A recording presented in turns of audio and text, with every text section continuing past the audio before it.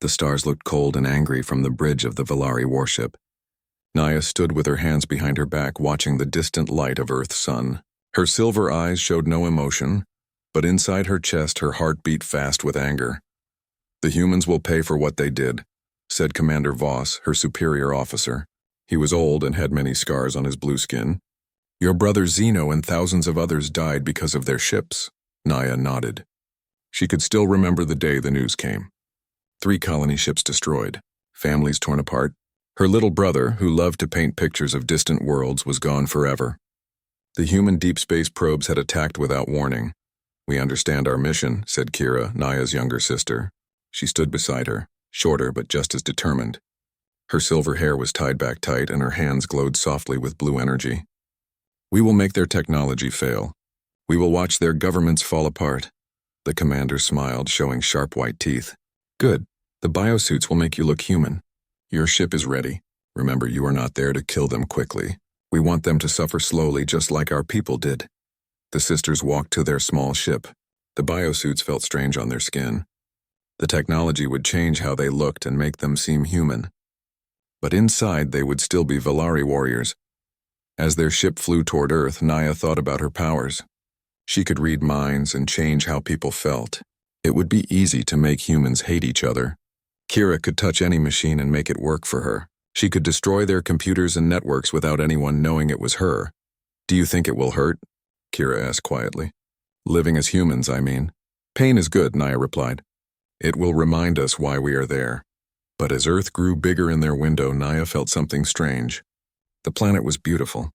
Blue oceans and white clouds covered the surface. It looked peaceful, not like the home of evil beings who killed for fun. Their ship landed at night in a field near Seoul, South Korea. The biosuits activated, and the sisters felt their bodies change.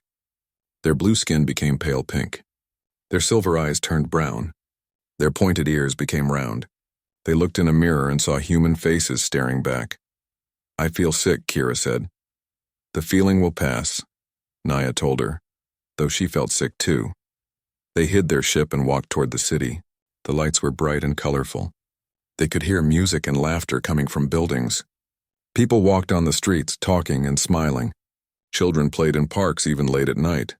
"They seem happy," Kira said. "They are killers," Naya reminded her. "Do not forget." The next morning, they arrived at the university. Their fake papers said they were exchange students from Japan. The real exchange students were on a ship far away in space, kept safe but unable to return to Earth. No one would look for them. Naya signed up for computer classes. She needed to learn about human technology before she could destroy it. Kira chose art classes. She said it would help her understand human culture, but Naya knew her sister had always loved beautiful things. The first few days were hard. Everything smelled different. The food tasted strange. The students talked too loud and laughed too much. But slowly, the sisters began to notice other things. In the cafeteria, Naya watched a group of students share their lunch with a boy who had no money. The boy looked embarrassed, but the others just smiled and acted like it was normal. "Why do they do that?" Kira asked. "I do not know," Naya admitted. "Maybe they want something from him." But when she used her powers to read the students' minds, she found only kindness. They genuinely wanted to help the boy. There was no hidden plan or evil thought. In her art class, Kira saw students working together on a project about peace. They painted pictures of different countries' flags joined together. When the teacher asked why, one student said, "Because fighting is stupid. We should be friends instead." That night, the sisters sat in their small apartment. They had to live together to save money, just like real exchange students would. "The humans are not what I expected," Kira said carefully. "They are clever," Naya replied. "They act nice to hide their true nature."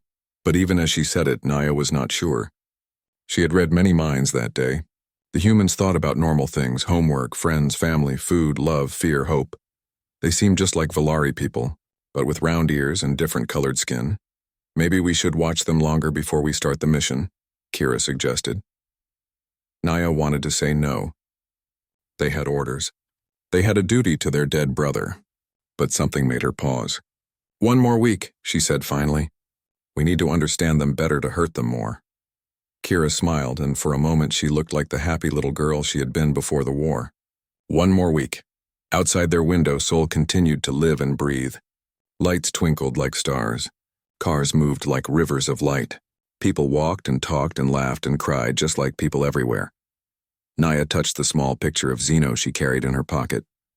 Her brother had always said that every world was beautiful in its own way. Maybe he would have liked Earth too, but beautiful things could still be dangerous. Beautiful things could still be evil. The sisters would watch and learn, and then they would complete their mission. The humans had killed their brother. They would pay, even if they seemed nice. Even if they seemed just like everyone else, they would pay. But as Naya fell asleep that first night on Earth, she dreamed not of revenge, but of the boy in the cafeteria sharing his lunch. In her dream, Zeno was there too, painting a picture of children from different worlds playing together under the same bright sun. 3 weeks had passed since the sisters arrived on Earth. The biosuits felt more natural now, and they had learned to eat human food without feeling sick. But something else was changing too, something that worried Naya. She was getting used to being around humans. "I need to start gathering information," Naya told Kira as they walked to class. "We have waited long enough." Kira nodded, but she looked sad. "I know, some of these people are really nice." "Nice people can still be killers," Naya said, but her voice was not as strong as before. In her computer science class, Naya sat next to a boy named Jiho. He was tall and had kind eyes behind his glasses. He always helped other students when they had trouble with their work. Today he was working on something that made his face light up with excitement. "What are you building?" Naya asked, trying to sound just curious. Jiho turned to her with a big smile. "It's an AI system to help people after earthquakes. See, when buildings fall down, it's hard to find people who are trapped. But this program can use sounds and heat to locate survivors faster." Naya leaned closer to look at his screen. The code was complex but well written. "Why do you want to help earthquake victims?" "My family lost our house in an earthquake when I was little," Jiho said. "A rescue team found us after 2 days. If they had this technology, maybe they could have found us sooner. Maybe they could have saved more people." Without thinking, Naya reached out with her mind to read his thoughts. She expected to find lies or hidden meanings. Instead, she saw memories of a scared little boy trapped under rocks calling for his mother. She saw him years later studying late into the night, driven by the need to help others avoid the same fear. The images hit her so hard that she gasped. "Are you okay?" Jiho asked, looking worried. Yes, Naya struggled to find words. "Your work is very good," Jiho blushed. "Thank you. Would you like to help? I could use someone to test the user interface." Naya knew she should say yes. Working with him would give her access to the university's computer systems. But looking at his hopeful face, she felt something strange in her chest. Something warm and uncomfortable. "I would like that," she heard herself say. Meanwhile, Kira was having her own confusing experience. In her art class, she sat next to a quiet boy named Do-hyun. He had gentle hands and always smelled like books. While other students painted bright, bold pictures, Do-hyun worked with soft colors and careful lines. "What are you drawing?" Kira asked during a break. Do-hyun showed her his sketch pad. The page was filled with drawings of animals, cats, dogs, birds, but they all looked sad or hurt. "I work at an animal shelter," he explained. "These are some of the animals we care for. This cat was hit by a car. This dog was abandoned by his family. This bird had a broken wing. They look so sad," Kira said. "They were sad when they came to us," Do-hyun agreed. "But we help them feel better. We find them new families who will love them." He flipped the page. The same animals were there, but now they looked happy. The cat was playing with a toy. The dog was running in a yard. The bird was flying free. "Every broken thing can be fixed," Do-hyun said softly. "Every sad thing can be happy again. You just need someone who cares enough to try." Kira stared at the drawings. On Valar, their home planet, damaged things were thrown away. Broken animals were put to sleep. There was no time for fixing things that were not perfect. "Do you really believe that?" she asked. "I have to," Do-hyun said. "Otherwise, what's the point of anything?"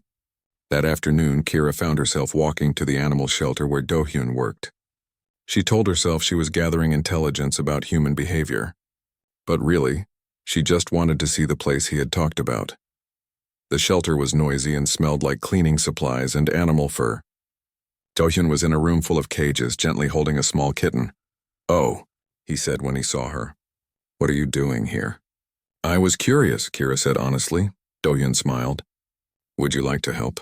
This little guy needs someone to hold him while I give him his medicine." Kira had never held an earth animal before. The kitten was warm and soft, and it made a strange rumbling sound. "He's purring," Do-hyun explained. "It means he feels safe." As Kira held the tiny creature, she felt her powers activating without her control. Her ability to interface with technology also worked with biological systems. Suddenly she could sense the kitten's simple thoughts: warm, safe, happy. The feeling was so pure and innocent that tears came to her eyes. "Are you crying?" Do-hyun asked gently. "I don't know why," Kira whispered. Do-hyun moved closer. "Sometimes beautiful things make us cry. It's okay." That evening, both sisters returned to their apartment confused and upset. "I accessed the university's network today," Naya said, trying to sound normal. "I can start the first phase of our mission tomorrow." "Good," Kira replied, but she did not sound happy. They sat in silence for a while. Finally, Kira spoke. "Naya, what if we're wrong about humans?" "Wrong how?" "What if they didn't attack our ships on purpose? What if it was an accident?" Naya wanted to say that was impossible, but she kept thinking about Jiho's memories, about his need to help people he had never met. "Even if it was an accident," Naya said slowly, "Zeno is still dead." "I know, but killing more people won't bring him back." That night, Naya dreamed about her brother again. But this time, Zeno was sitting with Jiho, helping him build rescue robots. In the dream, Zeno looked happy. When Naya woke up, she found Kira crying quietly in the next bed. "I can't stop thinking about the kitten," Kira whispered. "It was so small and helpless, but Do-hyun took care of it anyway. He didn't gain anything from helping it. He just cared." Naya did not know what to say. She was supposed to be the older sister, the strong one, but she felt just as lost as Kira. "Maybe we should delay the mission a little longer," Naya said finally, "to gather more information." Kira looked at her with hope in her eyes. "Really?" "Just a little longer," Naya repeated. But both sisters knew they were not delaying for information. They were delaying because, for the first time in their lives, they were not sure if revenge was the right thing to do. Outside, Seoul slept peacefully, unaware that two alien girls sat in a small apartment, questioning everything they had ever believed about right and wrong, about love and hate, about the nature of the creatures they had come to destroy. 2 months had passed, and the sisters were living a lie that was becoming more real every day. Naya spent her afternoons helping Jiho improve his rescue program, while Kira volunteered at the animal shelter with Do-hyun.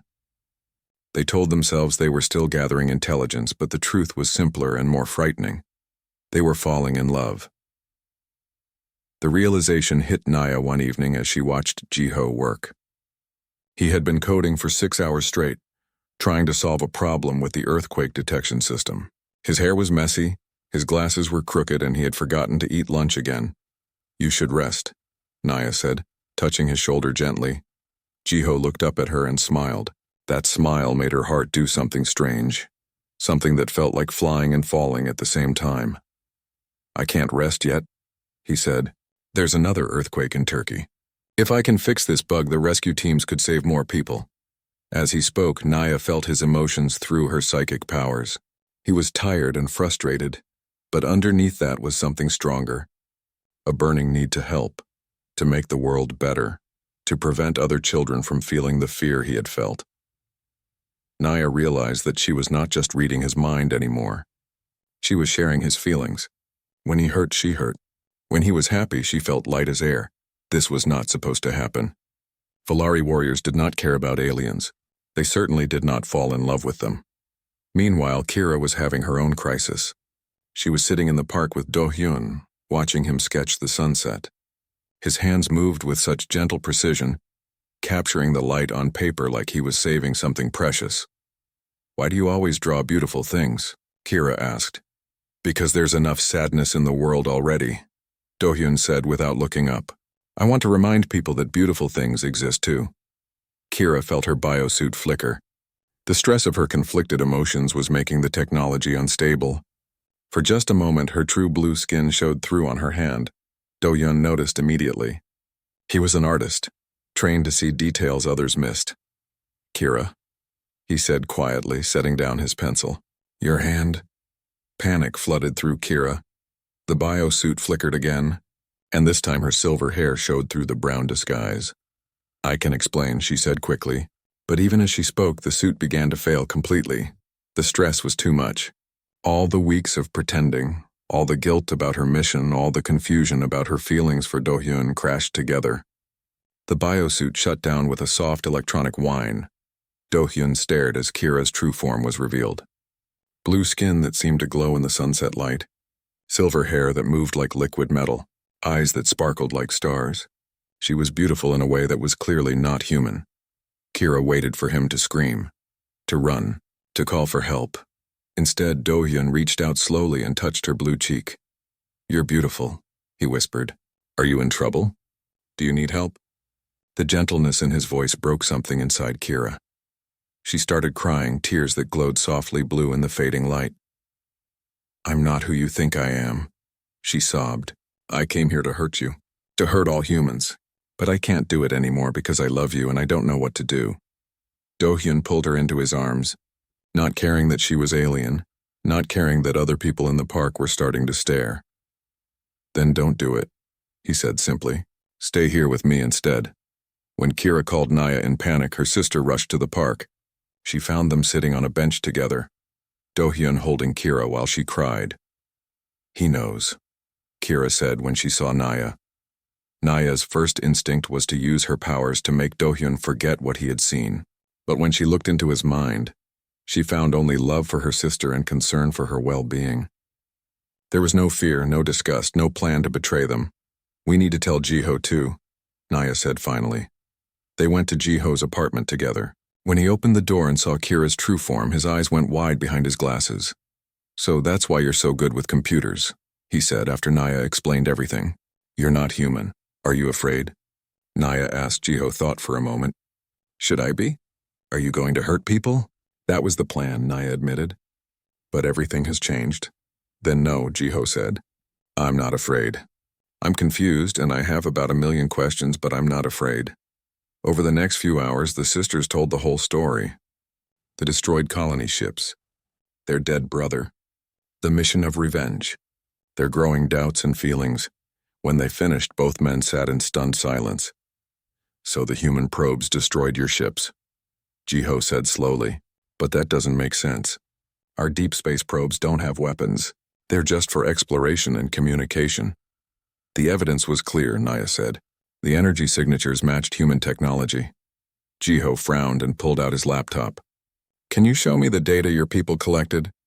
Naya hesitated, then used her powers to project the images from her memory directly into the computer screen. Jiho studied the readings carefully, his expression growing more troubled. This is wrong, he said finally. These energy signatures, they're not from any human technology, I know. They're similar, but there are differences. Like someone was trying to copy our systems but didn't understand them completely. What do you mean? Kira asked. I mean someone else destroyed your ships, Jiho said. Someone who wanted it to look like humans did it. Do-hyun leaned forward. But who would do that? Naya felt ice form in her stomach. The Kreks, she whispered. Who are the Kreks? Jiho asked. A parasite species, Kira explained. They were supposed to be extinct. We destroyed them centuries ago. But if they survived, they would want revenge against the Valari, Naya finished. What better way than to trick us into destroying another species for them? The room fell silent as the horrible truth sank in. The sisters had come to Earth to punish the wrong people. Their brother and thousands of others had died because of Krek's deception, not human aggression. We have to warn your people, Do-hyun said. They won't listen, Naya said bitterly. We're just infiltrators. Our word means nothing compared to the evidence they think they have. Then we get better evidence, Jiho said firmly. We find proof that the Kreks are responsible. How? Kira asked. The same way they found you, Jiho said with a slight smile. We look for the things that don't quite fit, the energy signatures that are almost right but not quite, and we find where they're hiding. Naya looked at this human boy, this gentle soul who built rescue robots and forgot to eat lunch, and realized he was talking about going to war against one of the most dangerous species in the galaxy, for people he had just learned existed, for a species that had come to Destroy his world, why would you help us? She asked. Jiho took her hand. Because it's the right thing to do. And because I love you. The words hit Naya like a physical blow. Love. Such a simple word, but it changed everything. I love you too, she whispered. The first time she had ever said those words to anyone except family. Across the room, Do-hyun was holding Kira close. We'll figure this out, he told her. We'll find a way to stop this war before it starts. Outside, night was falling over Seoul. Somewhere in space, Krek's agents were probably reporting that their plan was working perfectly. Two powerful species were about to destroy each other, but they had made one mistake. They had not counted on love being stronger than hate.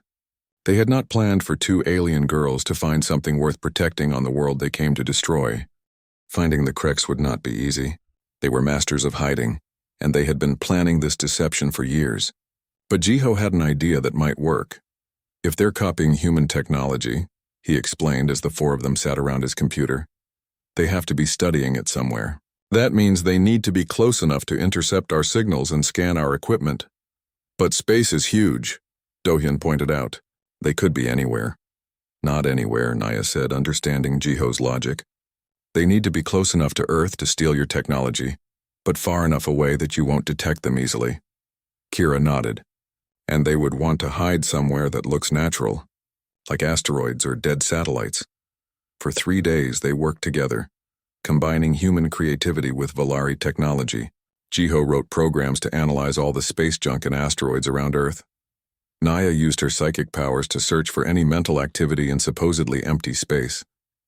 Kira interfaced with every satellite and space station she could reach, looking for signs of hidden technology. Do-hyun kept them fed and helped them think through problems when they got stuck. He might not understand computers or alien technology, but he was good at seeing patterns and asking the right questions. On the 4th day, they found something. There, Kira said, pointing at Jiho's screen. That asteroid. The metal composition is wrong for a natural rock, but it's perfect for Krek's bioships. Naya closed her eyes and reached out with her mind toward the coordinates. At first, she felt nothing. Then, like a whisper in the dark, she sensed something alien and hungry hiding inside the rock. They're there, she said, opening her eyes. I can feel them. How many? Jiho asked. I'm not sure. Maybe 50 or 60. But Jiho, Naya's voice was grim. I sense other minds too. Human minds. They have prisoners. The room went silent. Finally, Do-hyun spoke. We have to save them. It's too dangerous, Naya protested. The Kreks are vicious fighters. They'll kill anyone who gets close. Then we don't get close, Jiho said quietly. We go inside. What do you mean? Kira asked. Jiho pulled up a new program on his computer. I've been working on something. A virus that can shut down biotechnology systems. I designed it to help with medical problems, but with some modifications. You want to attack them with a computer virus? Do-hyun asked. Not just any virus, Jiho said. One that Kira can carry directly into their systems. She can interface with any technology, right? Even alien technology? Kira nodded slowly. But if I touch their systems, they'll know I'm there. Not if we're fast enough, Naya said, understanding the plan. I can create a psychic distraction, make them focus on something else while you plant the virus.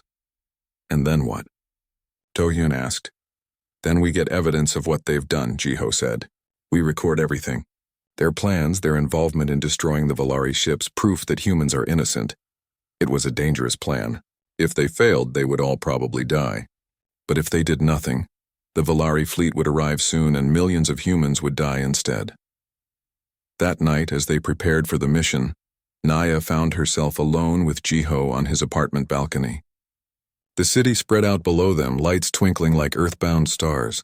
Are you scared? Jiho asked. Yes, Naya admitted. On Valor, we are taught that fear is weakness. But I think humans are braver than us. You feel fear and do the right thing anyway. Jiho took her hand. I'm terrified, he said. But I can't let innocent people die if there's something I can do to stop it. Even though those people are aliens you've never met. Life is life, Jiho said simply. It doesn't matter what planet you're from. Naya looked at this gentle human who spent his time building rescue robots and was now planning to risk his life for strangers from another world. How would the Valari ever thought humans were evil? If we survive this, she said, I want to stay on Earth with you. Jiho smiled. I'd like that. Though we might have to figure out the visa paperwork for interdimensional relationships. Despite everything, Naya laughed. Trust a human to worry about bureaucracy at a time like this. The next morning, they put their plan into action. Using Jiho's computer skills and the sisters' technology, they hacked into a small cargo ship scheduled to pass near the Krex asteroid. It wasn't much, just a supply run carrying food to a space station, but it would get them close enough. The cargo ship's pilot was confused when his navigation system suddenly changed course, but by the time he figured out something was wrong, they were already too close to the asteroid to turn back safely. "Unknown ship," came a voice over the radio, speaking in perfect English. "You are in restricted space. Leave immediately, see?" Jiho whispered. They sound human, but their pronunciation is just slightly off. Naya reached out with her psychic powers and found the Krex mines inside the asteroid. They were suspicious, but not yet alarmed. The cargo ship looked harmless enough. "Now," she told Kira. Kira placed her hands on the ship's control panel and sent her consciousness racing through the electronic systems. She leaped from the cargo ship to the asteroid's communication array, then deeper into their internal networks. The Krex technology felt wrong under her touch. Where human and Valari systems were clean and organized, Krex biotech was slimy and chaotic. It made her skin crawl, but she pushed deeper.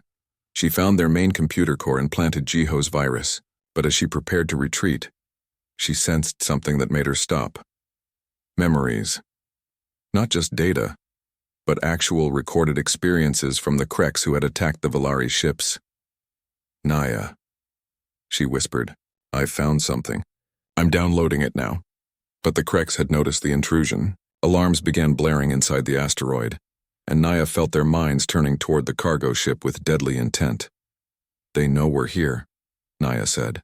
"Kira, get out now."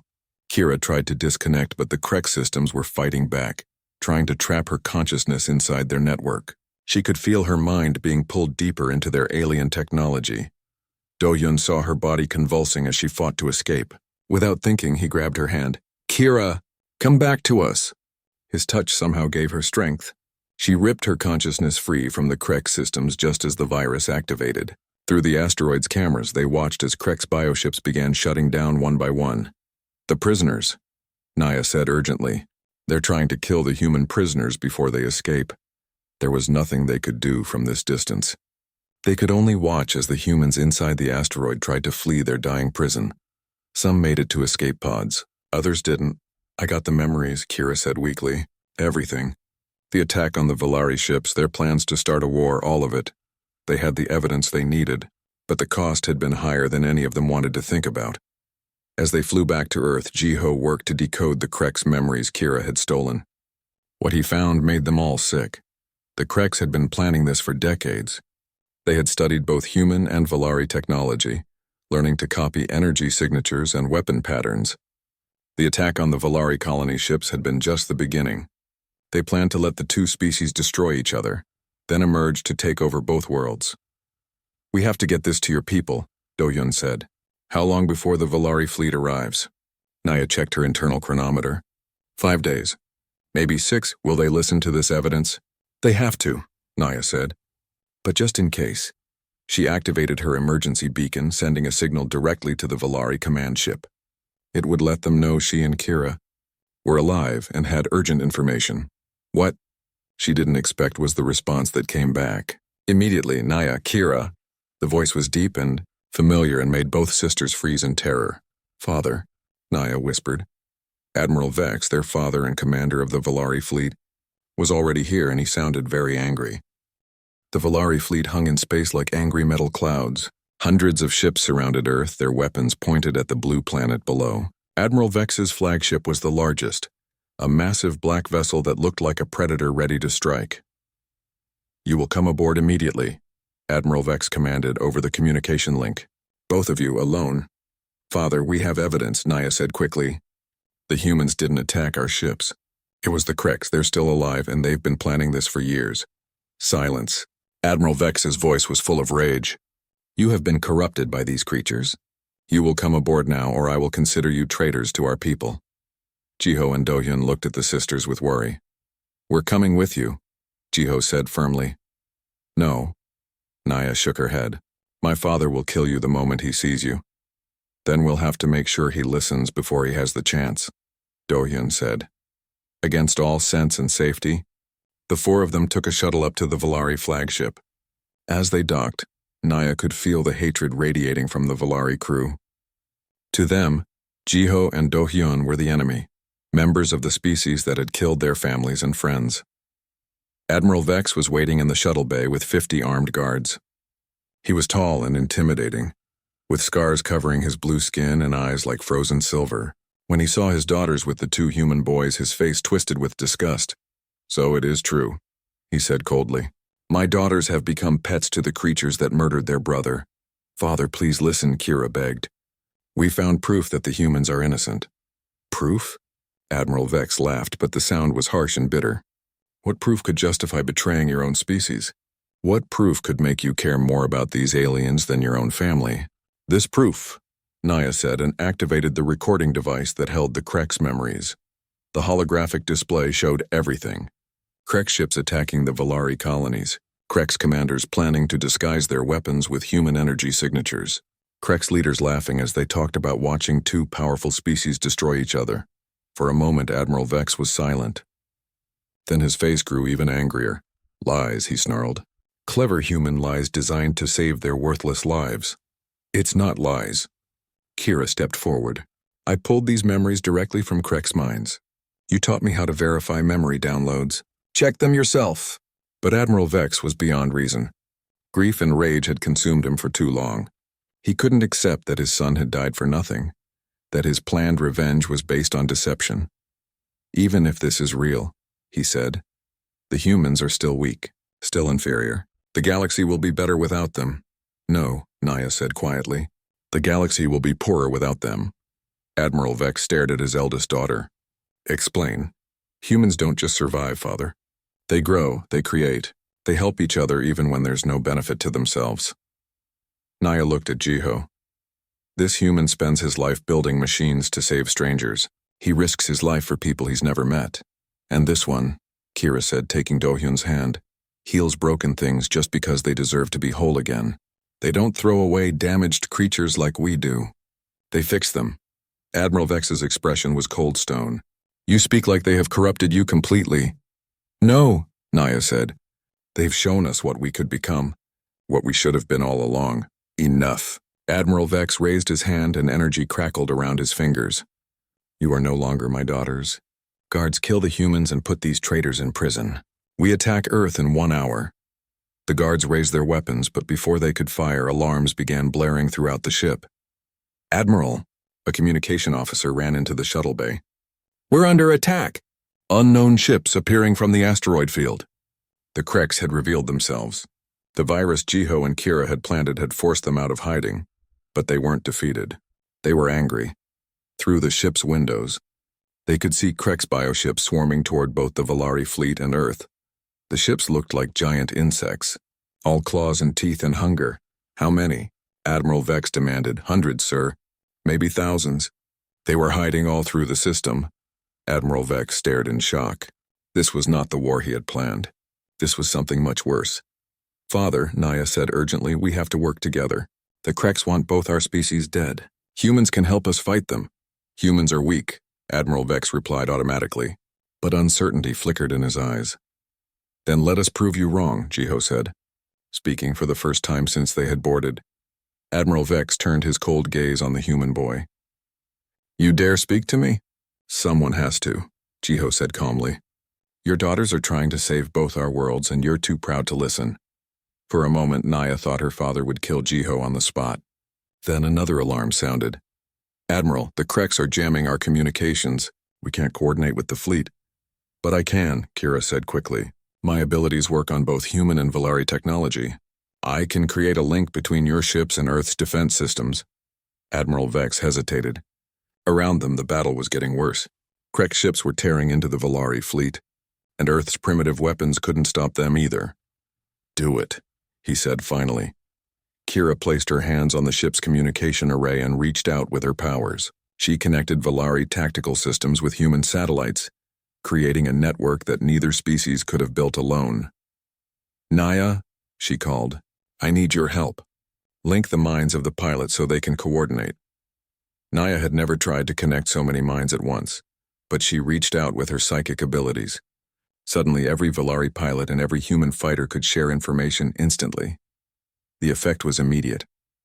The combined fleet began moving like a single organism, covering each other's weaknesses and striking at Krek's vulnerabilities. But the Kreks had one more surprise. Their largest bioship, a creature the size of a small moon, emerged from behind Earth's moon. It headed straight for the planet, ignoring the battle around it. "It's going to ram Earth," the communication officer said in horror. Admiral Vex looked at his instruments. "Our weapons can't stop something that large." "Maybe ours can't," Jiho said, "but working together." "What do you mean?" Admiral Vex asked. Jiho pointed at the display. Human nuclear weapons guided by Valari targeting systems and delivered using Kira's interface abilities. She can override the Krek ship's navigation at the last second, make it crash into the nuclear missiles instead of Earth. It was dangerous and desperate, but it was the only chance they had. "Do it," Admiral Vex ordered. The next few minutes were chaos. Jiho coordinated with Earth's military while Kira fought through Krek's biotechnology that tried to trap her mind. Naya linked everyone's thoughts so they could work as one team. At the last possible moment, Kira managed to twist the massive bioship's course. It crashed into a spread of nuclear weapons just outside Earth's atmosphere. The explosion lit up space like a new sun. When the light faded, the Krek's fleet was retreating. They had lost too many ships and their secret was revealed. They would be back someday, but not soon. Admiral Vex stood in the silence that followed, looking at his daughters and the two humans who had helped save both worlds. "I was wrong," he said quietly. "About humans. About you. About everything." He walked over to Jiho and Dohyun. For a moment, the two human boys looked terrified. Then Admiral Vex bowed deeply. "You fought for people who were not your own," he said. "You risked your lives for strangers. This is the highest honor my people recognize." 6 months later, Naya stood in a garden on Earth wearing a white dress that mixed human and Valari traditions. Jiho waited for her at the altar, handsome in a formal suit that somehow managed to accommodate the small Valari translator device he now wore. Beside them, Kira held hands with Dohyun, both of them glowing with happiness. Admiral Vex walked his daughters down the aisle. He had resigned his military command and now served as the first Valari ambassador to Earth. The grief for his lost son would never completely fade, but he had found new purpose in building bridges between worlds. The wedding guests were a mix of humans and Valari, all talking and laughing together. Children from both species played in the garden, chasing each other around the flowers. As the ceremony ended and the new couples kissed, Admiral Vex looked up at the sky. Somewhere out there, the Kreks were still plotting. Other threats would come. But today, love had won. Today, two species had learned that they were stronger together than apart. And today, two alien girls who had come to Earth seeking revenge had found something much better instead. They had found home.